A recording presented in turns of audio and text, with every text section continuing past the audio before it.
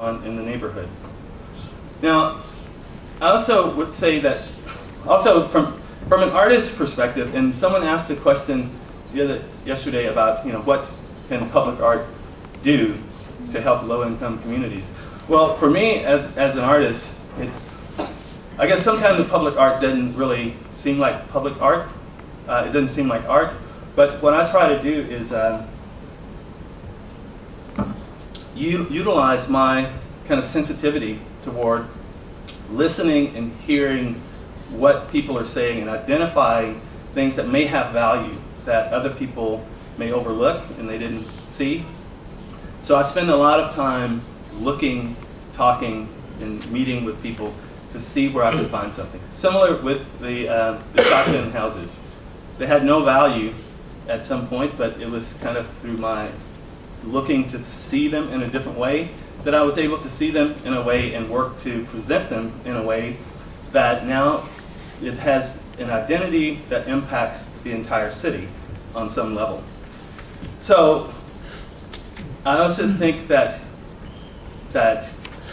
when you do something like that, when you do something like Project Row House, you impact the identity, but the identity comes from the people, the individuals. So how do you collect the individual experiences, the identity of the individuals, and see how that impacts and determines the identity of the broader community? So I'm always trying to figure that out. So I look for these people, try to understand them, and see if there's any relevant contributions. So this guy is someone who's always playing his saxophone in the streets. So I'm always following him. And so I find him one day, he's playing at the location where there's a fire of the house. And I found out from him that actually he always rides his bicycle to the fires to play the last song. Yeah. So I start to document this so that I can kind of, show a different kind of value of this person, that he has some contribution to the community that most people don't know.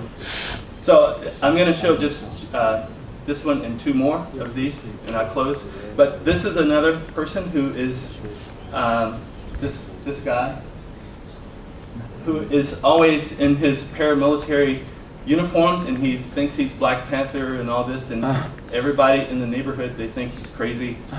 But I watch him and I see how in the neighborhood he's always protecting the children when they're going to school. They're going into the stores. He makes sure there's no conflict between the store owner and the students. And he's creating a very positive activity that no one sees. So I started to focus on him, and I started to take his image and brand it in a way in which I could make public presentations of him so that people in the neighborhood sees him differently and see the importance. And also he becomes now a real factor and important part of the neighborhood. This is one more after this one. This guy is a guy who is he's been in prison for 25 years, and he got out and he no education, no value, but when I see him, he comes to our neighborhood. I see his winning smile. I see his always wanting to cook and feed people and take care of everybody. And so I started to tell people that this guy brings value, and so we should support him. So we started to have him, if we have a big meeting, he cooked for us. His name is Eugene, but he calls himself brother-in-law. So he's everybody's brother-in-law.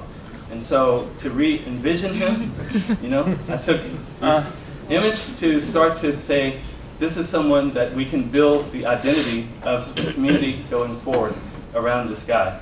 The final one is this woman. I would see this woman all the time in the mornings.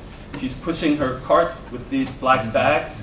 And one day I went to the washateria to wash my clothes.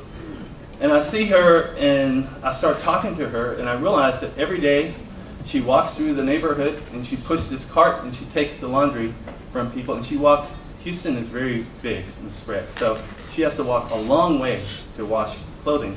But she's working from early in the morning until late in the night. She loves to wash clothes. Her name is Cookie Love. So we're building a business, a washateria around her now, in which it's Cookie Loves Wash and Fold, because she can provide this as an opportunity for our community, but also provide an opportunity for elevating her understanding of her contribution to the identity of this neighborhood. And so I'm closing here with this slide. Thank you.